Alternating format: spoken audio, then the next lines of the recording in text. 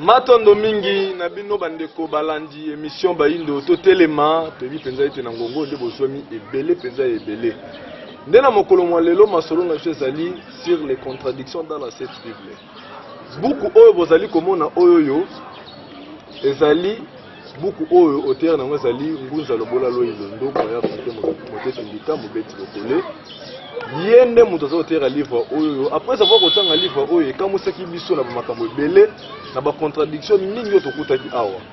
Yango to lobaki te tokoka susu kobengisa ye moko akoka koya no la pona nini pe loko nini salaki ye tindaki ye akoma tina esika eloko biso de beza parole ya Nzambe makomi ya Nzambe to mona ona ba contradiction ya ebele boye. Ndena mokolo malelo to ya biso kaka bango Ngunza Lobola mbote na biso. Mbote koko tambi mbote bandeko balandi banso ya émission na biso Bayindo to telema pe kimia ya Nzambe ezala na bino. Ngunza Lobola pamba te bino mutu bozali auteur ya buku oyo les contradictions dans la Sainte Bible. Tolingi to yeba Ngunza Lobola ya mboto kota nono masolo etali buku eloko nini na metindaki bino pamba te bino bobota bina famille chrétienne. Mais eloko nini pour ça ki bino boko matina esika makomi ya Nzambe boko lobeza na ba contradiction. Matondo tata tambi eloko ya motolingi to talisa yo ete Nzambe akomate. Nzambe akomate misapi ya Nzambe etikala kokomate pamba te ata mutu moko ya mokili amona misapi yango te. Donc masolo oyo bato bazali koloba ete masolo euti na liloba ya Nzambe ezali masolo ya bango bato. Ezali masolo ya Nzambe te. Et puis ezali pe masolo ya batu banso te. Ezali masolo ya ekolo moko songolo, masolo ya race moko songolo, nde race wana kolandela bokasi oyo bango bazwi balingi sikoyo bakomisa masolo ya bokoko bwa bango, bakomisa yango masolo ya batu. Wana eloko ya liboso, eloko ya mibale. Tata mokeli wabikela mobiso oyo akela likolo pe na se oyo akela pe biso batu banso akoki kosala libunga te. Nzoka soki Nzambe akoki kosala libunga te, mokanda mwaye mokoki pe kozala mokanda moye mozali na mabunga te. Nzoka na mokanda moye to bengi Biblia tokei komona mabunga kuna. Alors na lolenge lona tokoloba ete mokanda mona mozali mokanda mwa Nzambe te pamba te mozali na mabunga okati na yango. Or Nzambe oyo azali Nzambe ya bokasi bonso tata mokeli ya bikela mobinso akoki kosala mabunga te. Boni mokanda mwaye mozala na mabunga talatina biso tolobi ete mokanda mona mozali mokanda mwa bato pamba te mozali na mabunga okati na yango. Ngunza Lobola balandi émission Bayindo to telema bazolanda biso à travers le monde pamba te chaîne na biso ko makapenda partout. Buku ezali ya bino. Bino moko boko banola kisa bandeko na kati ya buku wana ba parole ya Nzambe ezali ko se contredire na koto nini. Ezo la tsake a panda kisake balobaki awa kuna babongoli B kuna balobaki C kuna babongoli D kuna balobaki B kuna babongoli Z. Pamba te bino moko boza auteur ya biso lotanga ki buku na bino. Mais to lingi bino moko ba auteur ya buku yango boko ko lakisa bandeko a contradiction wana ezali bisika nini.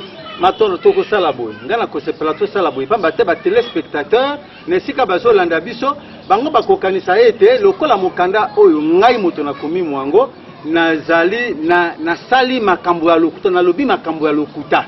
Alors ngana ko sepela bino bo pesi titre bozwi mokanda ngai na yaki na ba Biblia na nga awa ba version mibale oyo Louis II yango oyo mokanda ya Nzambe ndenge bango balobaka awa lisusu Sainte Bible la version ya la traduction du monde est nouveau. Siko ba contradiction ezali ebele na kati ya mokanda oyo. Mais Nzambe akoki ko se contredire te. Alors bino boluka oyo monani kuna biso kotanga yango awa. Bandeko balande miso Bayindo to telema. Buku oyo to livre oba obi les contradictions dans la Sainte Bible. Auteur na ngazali Ngunza Lobola mai bakomi na kati ezabo. Ami a posé Bible question. Peut-on voir Dieu? Est-ce que tokoki komona Nzambe? Bible epesi 4 réponses. Après ces 4 réponses, na 4 réponses on a pesi to éviter réponse nini ezali ya solo pe ezali ya lokuta. Ndengunza lobola, peut-on voir Dieu? Kuna eyano ya liboso ezali na nini? Genèse chapitre combien? Awa balobi na Genèse, peut-être botangi kaka titre o. Bopesi biso kaka titre wana. Genèse chapitre 18 verset 1. Na Genèse chapitre 18 verset 1 et le Bible. Genèse 18 et 1 et le Bible, l'Éternel lui apparut parmi les mamérés comme il était à l'entrée du jour. Ok, comme il était à l'entrée du jour. Et dans verset 2, et comme il leva les yeux et regarda et voici 3 hommes. Wana Genèse na évité ce qu'ils allaient. C'est Genèse 18 1. Ok. Ingeta yango kaka. Peut-on voir Dieu à Motuna Italie à Yambo à Wande? Peut-on voir Dieu? Na 1 Jean chapitre 4 verset 12. Wande na lingaki na kamwa. Na 1 Jean chapitre 12 verset 4 et le Bible ebonga kina zwa babiloko yango nyonso na ebandeli na avant émission pote tokende na mwa lobango kasi tokokende pamba te biso touti na témoin de Jéhovah. Kuna na ba témoin de Jéhovah toyekola ka Bible makasi ti mokolo to facha contre bango. 1 Jean chapitre 4 verset combien? 1 Jean chapitre 4 verset 12. Bande ko balandi bino pena bandaku tango azopesa ba à chaque fois ba vexi zopesa marabo vers. Yo kandenge Biblia elobi batuni motuna est-ce que moto akoki komona nzambe? Biblia yango oyo lui second. Bino pena bandako bozwa ba Biblia na bino po ngana fabriquer te. Balobi boy 1 Jean chapitre 4 verset 12 balobi personne n'a jamais vu Dieu. Personne n'a jamais vu Dieu. Sikoyo balobi ke mutu moka mona nzambe te. Nzoka na Esaïe chapitre combien? Esaïe 6:1. Bande ko bo vérifier ka Jean lobini ningunza lobola. Personne n'a jamais vu Dieu. Donc mon côté à mon nzambe. Mutu mon côté à mon nzambe. Sikoyo na Esaïe chapitre 6 verset 1. Na Esaïe chapitre 6 verset 1. Wana to ko utiliser chapitre 6 verset 1 na kanisi awa balobi boye. L'année de la mort du roi Osias, j'ai vu le Seigneur assis sur un trône très élevé. Mokolo ya liwa ya roi Osias, ba a Yezaï a monakinkolo avandi sur le trône élevé. Kuna balobi na biso ke mutu moko amona nzambe te. Mais awa Esaïe alobi ye amona nzambe na miso boyi. Nzambe avandi sur son trône. Amona nzambe mokolo oyo roi na bango Osias akufaki. Siko tondi melanani. Esaïe alobi amona ye mokolo liwa ya Osias. Kuna na 1 Jean chapitre 4 verset 6 balobi mokote amona nzambe. Tika kaka tokende rapide po soki na bali koluka ba verset awa bango baluka na ndako. Ngai awa nazali kotanga. Sikoyo na Exode chapitre 33 verset 23. Na Exode chapitre 33 verset 23 nanda kobozwa yango balobi sikoyo Moïse alobi ye amona kaka mokongo ya nzambe. Kasi amona nzambe te. Et comment mi boni balobi après quoi je devais retirer ma paume et tu verras vraiment mon dos mais ma face ne peut jamais être vue. Alobi que moko ngai nakovanda kasi yo okomona kaka mokongo na ngai pamba te miso na ngai ekoki komona na te. Wana Moïse ye amona mokongo ya nzambe amona face na yete. Kuna na yensha balobi ata moko amona te. Esaïe alobi amona kaye na mokolo ya liwa ya roi Osias. Mais yoka Abraham siko bande ko balandi na ndako bozwa na Genèse chapitre 18 verset 1. Genèse chapitre 18 verset 1 wana kobeta te bino moko na banda ko bolanda. Kuna bazo beta lisolo ndenge Yahweh na Abraham bakutana. Basolola Yahweh. Abraham ake kosukola makolo na Yahweh pendant que bazo solola Sarah mwasi Abraham azalaki na ndako azoseka alobi azoseka pamba te Yahweh ayebisi Abraham ke okobota mwana siko Sarah lokola azalaki na 80 ans amoni ke aboka kozwa mwana ngo ndenge bingana kobota lisusu te. Donc nzambe azali kosola na Yahweh Sarah abiseli bango biloko akolia Abraham pe asukuli makolo ya Yahweh nzambe siko bande kototuni bino bamona kanzambe to bamona kayete bayibisi biso ke bamona kayete mais Abraham asolola na ye alia na ye. Moïse alobi bamona kayete mais ye amona kaka mokongo na ye. Esaïe alobi ke amona kaye fara siko tozwa wapi pour la Bible, il y a une contradiction. Est-ce que yo moni yango te? Pour le bipo na biso. Siko bino ba journaliste bozala kaka boye. Eloko yo zo mona na miso na yo. Siko eza contradiction te. Et puis eza mon côté na zongi seli yo moka. Bande ko balandi miso ba indo to telema. Ba oba ko landa biso na niveau ya net. Soki bomoni numéro o ya plus 243 82 319 22 25 eza affiché. Oui, parce que c'est des numéros de journaliste. Personne ne peut pas rejoindre un journaliste et ngunza lobola. Ceux qui vont monter des numéros les affichés, oui, parce que ça bisoté. Les ça bande ko yo bazo sala bombongo na babilonga ba. Te web ça va okaka ba comme ko yiba émission oyo ko sala mombongo na bombongo. Matono. Et ceux qui kaka wana te. Dieu peut-il tenter quelqu'un? Est-ce que Nzamba koki ko tenter mutu? Wana zali question oyo auteur ya Bible, auteur ya livre a posé na Bible.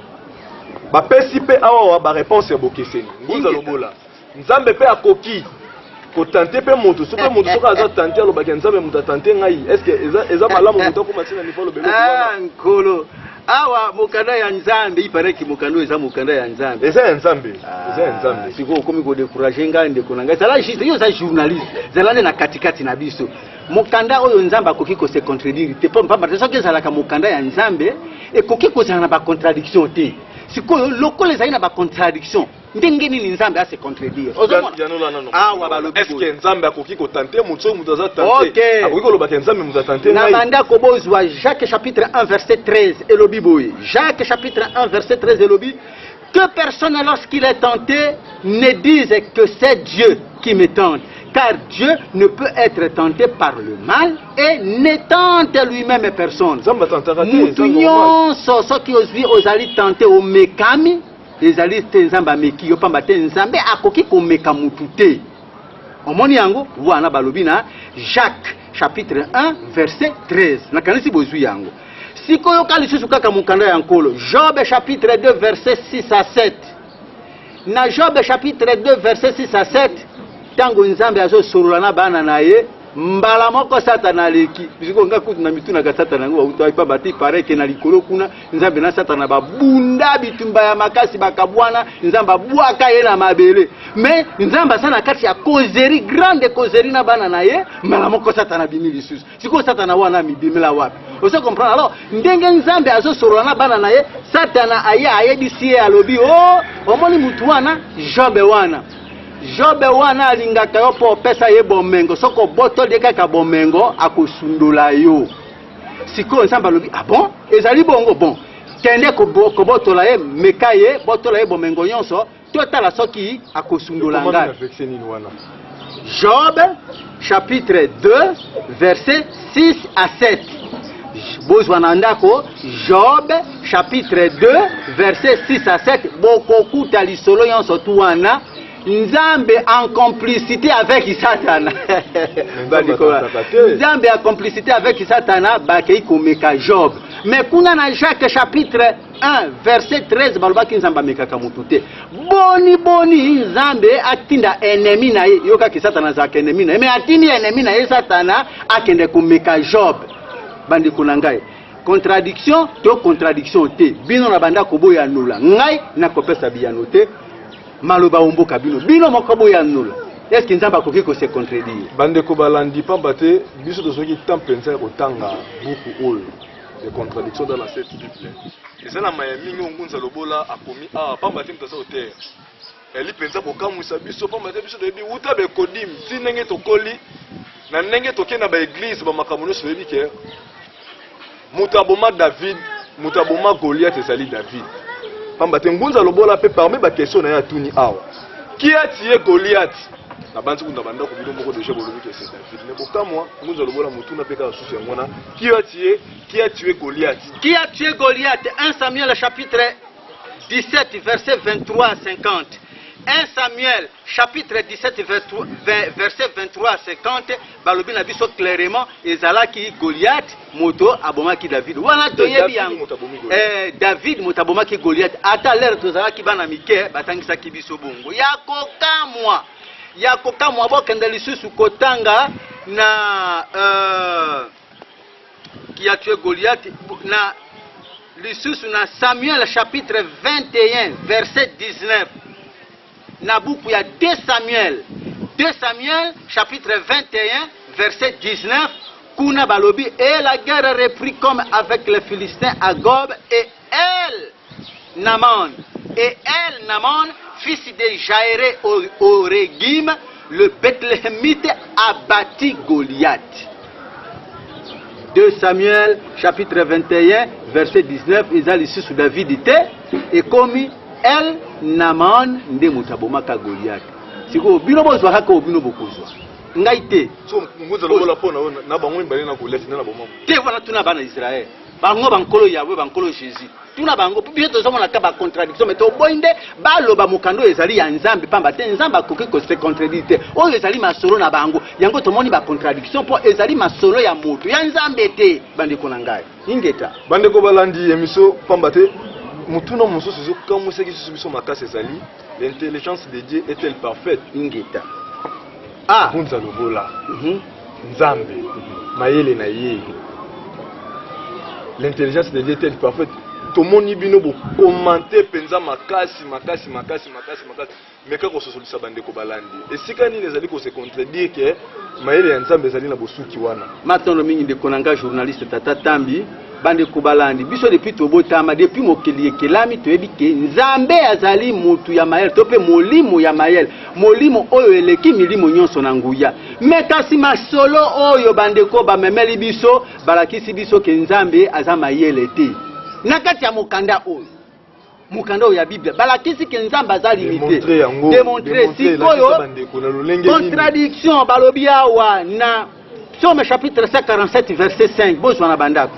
Psaume chapitre 147 verset 5 balobi boye ba confirmer le kolabiso balobi notre Seigneur est grand puissant par sa force son intelligence n'a point de limite balobi bokasi ya nzambe mayele ya nzambe ezali munene pamba te bwanya na ye ezali pe na limite te omoni ndenge balobi awa ndenge pe biso banso toyebi za bongo ezali bongo za na limite te mayele ne pesa na suka te ingeta ya kokamwa sikoyo nzambe na 1 Samuel chapitre 15 verset 10 bandiko balani zwa mokanda na yo kotala ngai te kufungula mavondo te yo nde zwa Bible kufinga ngai te sika yo vandi na 1 Samuel chapitre 15 verset 10 yo ka Biblia ndenge elobi balobi boye.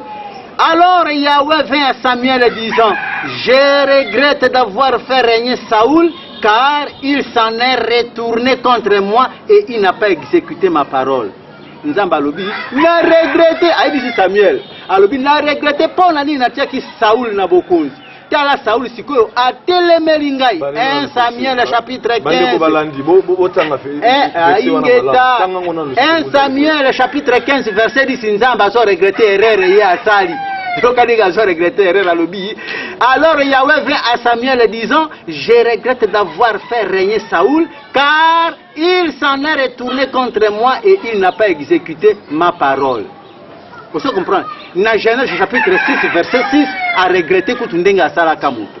Siko tomitumi nzambe a regretté berere ya salaki.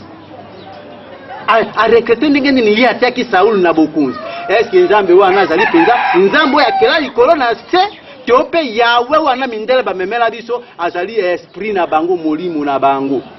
Esprit na bango plus grave suki wana te ndeko na ngai. Na 2 Chroniques chapitre 18 verset 19. 2 Chroniques chapitre 18 kaka pona mayele ya nzambe. Na 2 Chroniques chapitre 18 verset 19 kuna bandeko na ngai makambo ya kokamwa. Nzambe sikoyo alingia longola mutu moko roi moko komona ye Akab. Alingia longola ye na bokonzi yo kama makambo ye alobi. Abengi ba ange nyonso alobi nani akoki kosalisa ngai po tango ezali kokene wato tango ezali te.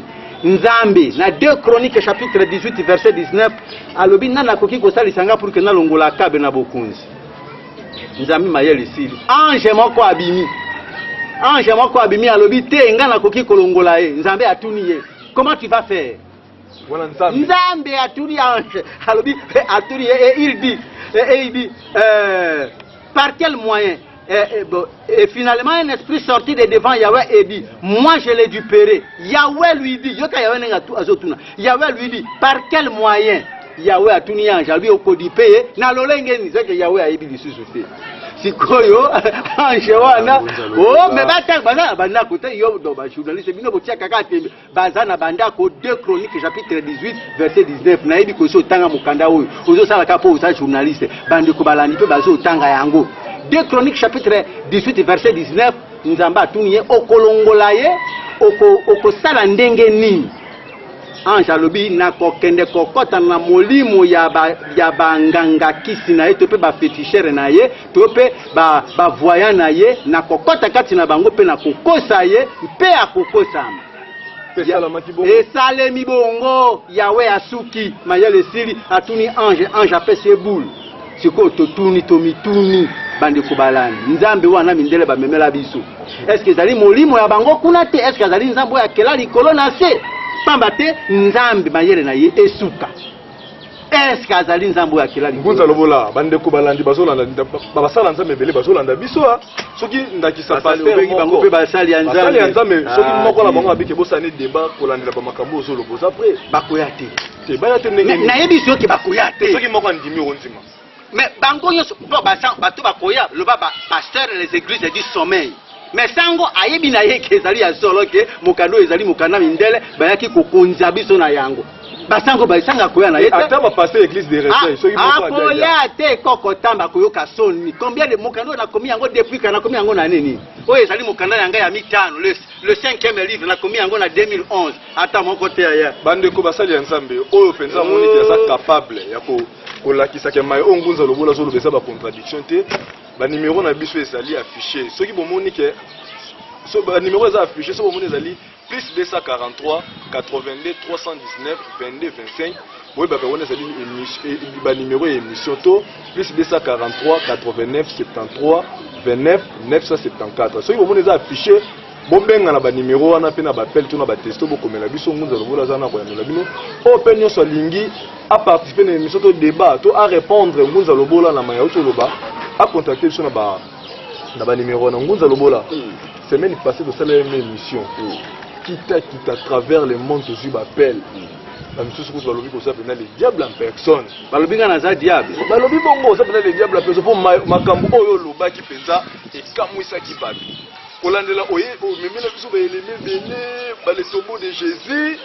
Si on combat qui n'est si quand on le bat que Yesu n'engage biso zo croire que miracle n'enga botama na nzela te tata na mama yo tali si déjà solo te to bakite ata l'autre solo maka mususu mais ko landela pe ba mituna bande ko batuna ki esengela kito so ngisa ngo ngunza lobola ko pambate ngonga eza ngonga na émission na pena ngekusa na ki mais ka pena ko so biso na kati ya Bible biso lingito no pesa ba argument tanga elo bete na kati ya buku oyo venese ba beke Yesu ba bote na nzela tata na mama te ola kisape biso soki esa pe na ba vexo so la kisake Yesu penza abota mate na nzela ya tata na mama ngunza lobola matondo mingi na moni ngonga penza epusani moya to tangeza to pesa ka ba verset na bande ko bozali na bandako bokozwa mukanda o na Luc chapitre 2 bozo ba Bible na bio na Luc chapitre 2 bakola kisabino lolenge kani Yesu abotama il paraît que abotama santata molimo mosantu aki kotia Maria zemi nde abotami mais yakokamwa ekozala kaka ke abotami na nzela na biso ndelo ke so sala passe pamba te biso tobotama kipa ya ba mama pona ni papa te tobotama kipa ya ba mama pamba te papa ayaka na bomoi aye kotika ipa ya mama na nzela moko songolo tozali ba mikolo ko comprendre kaka nde na nzela oyo papa ayaka kotika bomoi nde nzela yango esala kalokola liyanzi ekoli okobimela kaka na nzela wana sikoyo Yesu abotama na tata te ça dit que papa moko ayaki kokota kuna pa ya mama Maria te mais boni ye abimaki na nzela na biso mutuna yambo yango wana de deux tolakisa ki boye tolakisa ki lisusu ete mokolo oyo bayebisaki masolo ke okobota mwana ya wana azali nzambe azali Emmanuel lakisi nzambe kati na bato balobaki yango sikoyo lere Yesu akokisi 12 ans Maria na mobali na ye balobi mwana kaka na Luc chapitre 2 wana onyokoli biso pona nini osali biso boye ngai na papa na yo toluki yo tomoni yo te osali biso mabe pona nini ngai na kokamwa pamba te Maria na mobali na ye bayebaki ke mwana wana aza na papa na ye et puis tango Yesu ayebisi bango na Luc chapitre 2 verset 51 Luc chapitre 2 verset 51 ayebisi bango boye bitete na kenei kosala misala ya tata na ngai Maria na Yesu Maria na Joseph Bible le dit qu'ils ne comprirent pas ce que leur disait Jésus tango ça dit c'est bon que nazalaki ko sala misala tata na ngai bango ba comprendre te ndenge nini ba comprendre te alors que ba yebi que mwana wana Joseph Mutabota yete azali mwana ya Nzambi pare nza batia ki mariage zeli mais il fallait pas comprendre mbala moko parce que ba mona ki yango na o ba bengi la annonciation donc lokuta. Et puis, bakay ko lukalisé sunani Nzambe. Le tozo lukayo, basali voyage Jérusalem ti Jéricho 30 km aller-retour, 60 km. Bazay ko luka Nzambe ya bungi. Est-ce que Nzambe ko bunga na mokilo ye akiri? Pa mate balakisa ki bango ke okobota Nzambe. Ndenge nini bango ba yebaki ki bakobota Nzambe, bakene susu ko luka Nzambe na mokilo ye moko akiri. Donc makambo ya pamba pamba. On comprend le konanga. Alors, ce qui est plus grave, ce qui est grave ici, c'est que lokuta wana catholique bakaiti kolbake Maria balate après Jésus. Maintenant kana Matthieu na kanisa na tiaki yango na Matthieu balakisi ndenge nini Maria bala abota azalaki na ba frère na bana na ye mosusu voilà. Awa na Matthieu chapitre 13. Matthieu chapitre 13 verset 55 bazolo babuya bana mususu kwa kotambi wana ma minute zo sira to beta masolo yango dada awa na Matthieu chapitre 13 verset 55 balobi n'est-ce pas là le fils du charpentier balobi Yesu mwana charpentier papa na ye ba yebaki ki azalaki na papa na ye et papa na ye azalaki charpentier n'est-ce pas ça le fils du charpentier Matthieu chapitre 13 verset 55 et balobi est-ce que sa mère ne s'appelle-t-elle pas Marie et ses frères Jacques, Joseph, Simon et Judas et ses frères. Donc, bayebi grec, bayebi que différence entre Adelphes na Koussenon et Zali. Donc, ceux qui balobi Adelphes et là qui c'est les frères, ceux qui balobi Koussenon et là qui c'est les cousins. Donc, Awa et Zali Koussenon était, et Zali Adelphes. Donc, Jésus a qui n'a pas Adelphes, c'est-à-dire que qui n'a pas frère naye, batangi bango bakombo, il y a ba frère et Jésus ba botami na libumu ya Marie. Comme na bango Jacques, Joseph, Simon et Judas. Matthieu chapitre 14, chapitre 13, verset 55. Au monde, alors, pour conclure, la kisabino ke azalaki motoloko la bato nyonso yokandenge prophétie elobi awa. Na Matthieu, na Acte chapitre 2, verset 29. Balobi boye peut-être avant to kende kwa to kende na Romain ndenge nini Yesu akoma kanzambe to pe abotama ndenge est-ce que azalaki na papa to azalaki na papa te est-ce que nzambe nde papa na ye bozwa mikanda na bino Romain chapitre 1 verset 1 banaka na 1 wana yoka Paul esclave de Jésus-Christ appelé à être apôtre mis à part pour la bonne nouvelle de Dieu. C'est ce que Dieu avait promis jadis par ses prophètes dans les Saintes Écritures au sujet de son fils qui est issu de la postérité de David. Au sujet de son fils qui est issu de la postérité de David selon la chair et la kisinine. Yesu abotami na nzela ya David selon la chair. David sikoyo azalaki koko ya Joseph. Yango moni généalogie de Jésus bapesi na nzela ya David papa na ye. Donc selon la chair abotami na ndenge ya mosuni abotami na descendance ya David koko na ye. Mais yokanenge balobi awa mais il a été déclaré fils de Dieu selon la puissance du Saint-Esprit. Déclaré. Ba déclaré ye ko déclaré. Abotami mwana nsabe na mosuni abotami na ndenge ya Joseph papa na ye. Na nzela ya David koko na bango mais na misala na ye na molimo ba déclaré ye. Va déclarer le fils de Dieu. Donc il a molimo. On se comprend. Il a été déclaré fils de Dieu. Ne komba pas sa biso ata 3 minutes kuna na régime na ebika kake ba document to kotia to kotala nde kuna ba déclarer. Alors, sikoyo pona kolakisa ke abotama penza na mosuni na nzela papa na Joseph sikoyo bozwa na Acte chapitre 2. Acte chapitre 2 verset 29 balobi boye. Bandeko bo na banda kubotaka. Acte chapitre 2 verset 29 balobi. Frère, il est permis de vous dire en toute franchise au sujet du chef de famille David qu'il est décédé, qu'il a été enseveli et que son tombeau est parmi nous jusqu'à ce jour. Aussi comme il était prophète et savait que Dieu lui avait juré par serment de faire asseoir sur son trône quelqu'un suscité de ses reins. D'asseoir sur son trône quelqu'un suscité de ses reins. Prometa ki David que mobi ki simon kwa kovana na kiti na ye ola ko bimana na masuba na ye donc na ba rein na ye nde Yesu wana et ba continuer balobi. Il a vu d'avance la résurrection du Christ et on a parlé en disant qu'il n'a pas été abandonné dans la déesse, tout ça. Donc, Bapesaka David, Masolo, était à Kobota Mwana Moko, Akobima Namokongo Naye, Nde Mwana Wana Yesu. Siko David, et Kokisama, parce que dans le David, Joseph Abotami, et Nabarin, il y a Joseph, Jésus Abimi. Donc, prophétie et kokisami donc abotama lokola babinyoso et kokisamaka na émission et l'équipe na moni bazo sala biso signe kuna na yaki na mwa ba élément awa bala na nini po nkolo na bango abala lokola babinyoso tu abala Marie de Magdala mwasi na ye mariage oyo esalemaki na Kana ezalaki libala na ye abala na Kana Marie de Magdala yango wana abimisaka masanga pamba te soko na libala ya bato masanga esili yokele kubimisa yokokolo mwasi te mukolo mobali mukolo mwasi akotomboka mukolo abimisaka masanga po abalana kana Marie de Magdala lisolo yanga te lisolo ya bango moko mindele ndeko na régie tiela biso balanda ndenge Jésus abalana kana Marie de Magdala lisolo wana yuti na évangile ya Philippe beau-frère ya Jésus. Et des gens de tous les milieux sociaux décident de le suivre. Sa relation avec l'un de ses disciples continue à intriguer les spécialistes. Pour eux, leur histoire va plus loin que la version officielle. Quand Jésus prêche de village en village, une femme, Marie-Madeleine ou Marie de Magdala, est toujours à ses côtés. Les évangiles mentionnent son nom plus souvent que celui des autres disciples, mais donnent peu de détails sur elle.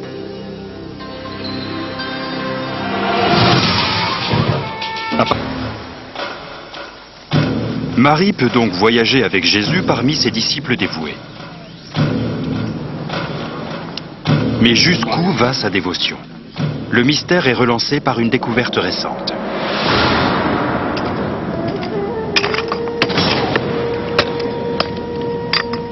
En 1945, près de Nag Hammadi en Égypte, des fermiers arabes ont retrouvé une urne contenant des manuscrits chrétiens.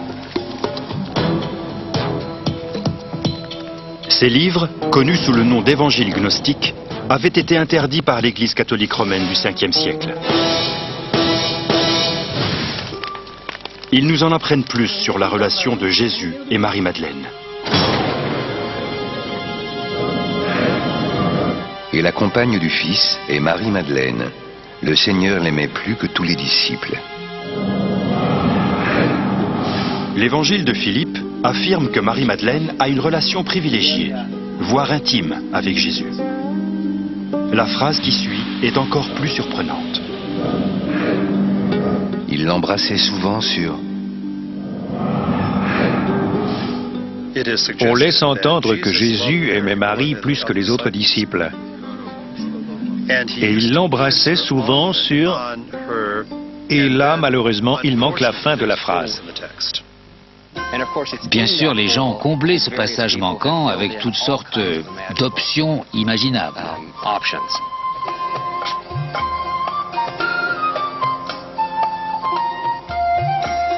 Le mot bouche semble un choix logique et c'est en général le mot qui est ajouté. Jésus embrassait souvent Marie-Madeleine sur la bouche. Cette idée a fait l'effet d'une bombe dans le monde chrétien. Le judaïsme traditionnel interdit qu'un homme embrasse une femme qui n'est pas son épouse, sa mère ou un membre de sa famille. Après des siècles de silence total sur la vie sentimentale de Jésus, certains sont séduits par l'idée d'une histoire d'amour avec Marie-Madeleine. Leur mariage joue même un rôle essentiel dans l'intrigue du best-seller Da Vinci Code. Que ce soit ou non la vérité, elle est toujours aux côtés de Jésus quand il voyage en Galilée et en Judée. Mais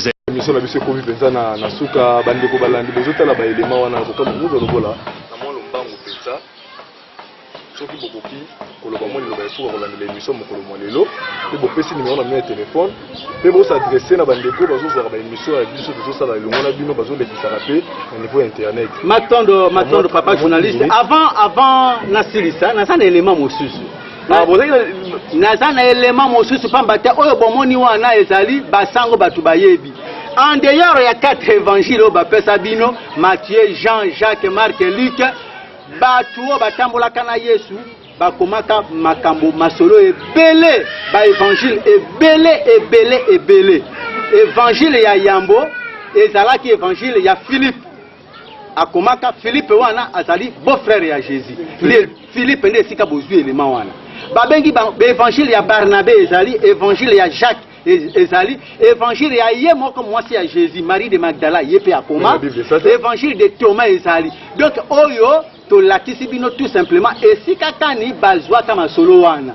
Alors en dehors de ça, la personnalité même du Christ est Jésus, qui est-il? Est-ce que l'histoire est à Jésus? Ezali ndenge batu bazwaka yango.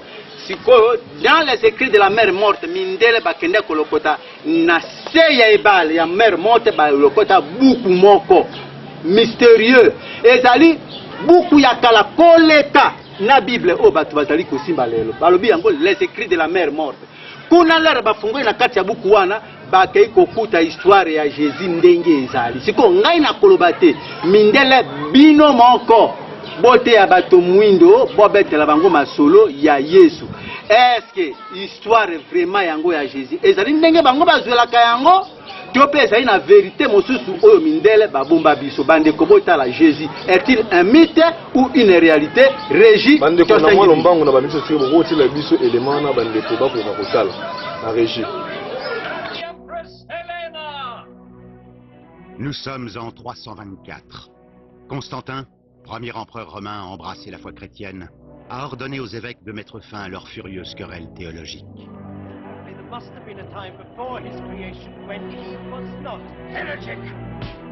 3 siècles après le passage de Jésus de Nazareth sur notre terre, les disputes font rage sur sa véritable identité.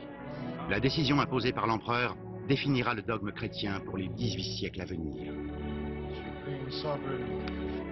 Fellow ministers, this is the creed to which we have unanimously declared ourselves signatories.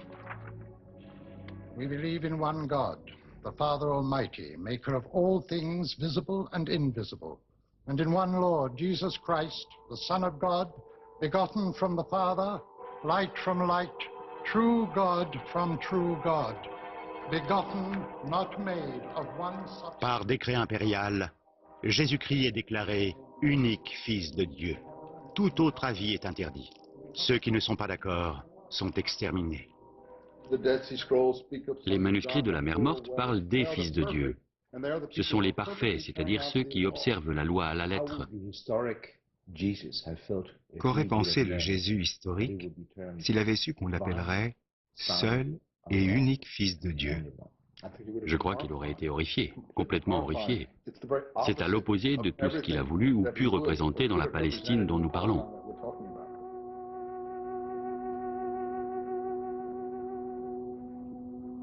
Il y a 10 ans, l'historien Robert Eisenman est parvenu à décrypter les manuscrits de la Mère morte.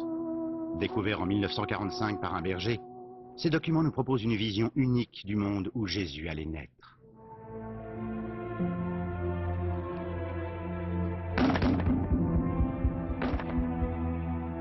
Pour abriter ces manuscrits, Israël a édifié ce sanctuaire du livre.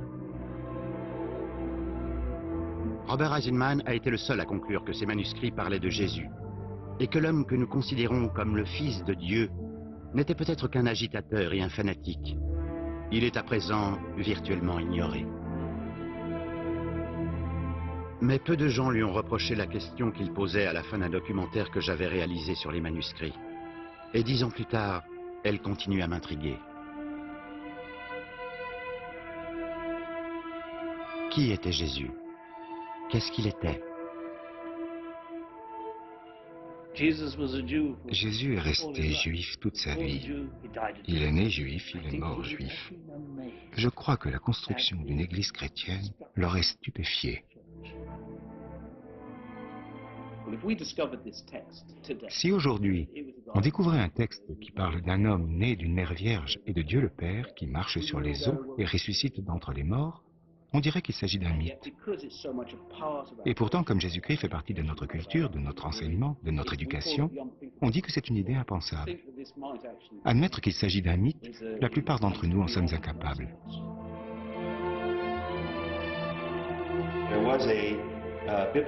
Un grand spécialiste de la Bible, qui était sans doute un chrétien très dévot, a déclaré au début du XXe siècle: nous devrions cesser de croire que le vrai Jésus, celui qui a vécu en Palestine, est une ressemblance quelconque avec le Jésus du Nouveau Testament. Une opinion dérangeante, mais probablement juste. Ceux qui sont persuadés que la Bible est l'authentique parole de Dieu feraient mieux de ne pas continuer à regarder cette émission. Car ce programme explore la possibilité que la foi soit davantage issue du mythe que des Écritures. Une opinion partagée par de plus en plus d'érudits et confortée par la découverte de documents anciens qui nous éclairent sur les origines du christianisme, sur le monde antique et sur Jésus, Fils de Dieu.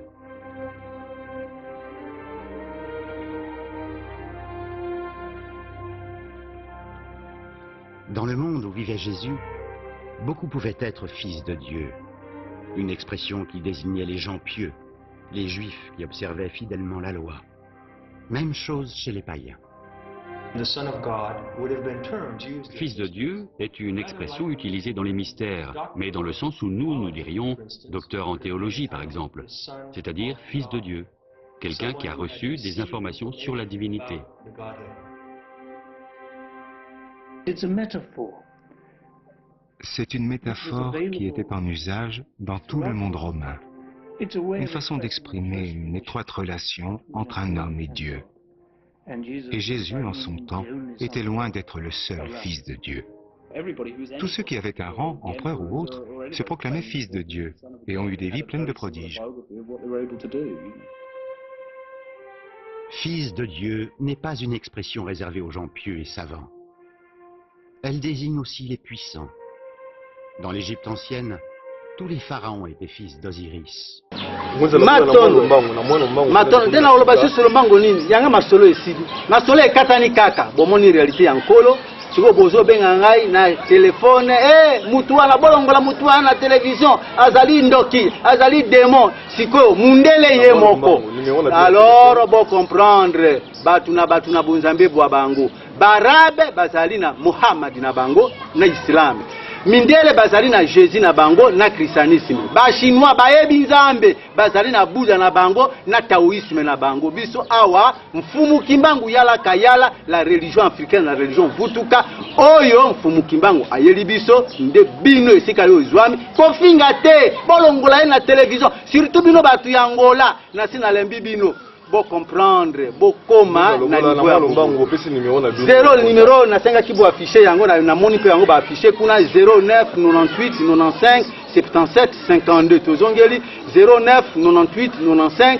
77 52 kimia ya bakoko kimia ya mfumu kimbangu ezala na bino bandeko balandi émission bayindo totele mapamba te émission na biso bene belemi na suka bo uti ko la tamaye o ngunza lobola auti ko la kisa awa sur la contradiction dans la Bible. Est-ce que la Bible vraiment ma commune ensemble les amis et se contredit de tout autant yo comme côté la bango pour mon aya et ça la passe mingi mais la bino bande ko bozu ba vexer beaucoup na banda bo na ko finga te bo vanda pe bino moko pe ko tuna na mutu te banana ko tanga senga pe na nzambe ke ko na sa ko sosolisa o mayo zali ko tanga pe pe na tango wana ngoza lobola ba pesi na numéro na bino bande ko ba pasteur o aza na conseil ko leka na mission débat na ngoza lobola ba numéro na biso zali affiché wana émission ali ouvert pour na mutu nyonso pe na ba catégorie nyonso ba politique ba homme de science na bino basali ya nzambe ko ko benga ngai journaliste na bino na numéro zali affiché wana basali ya nzambe to ko ba neni to ko so kanze ko to sala émission na biso mokolo molelo esuki awa kimi ya nzambe eko kozana bino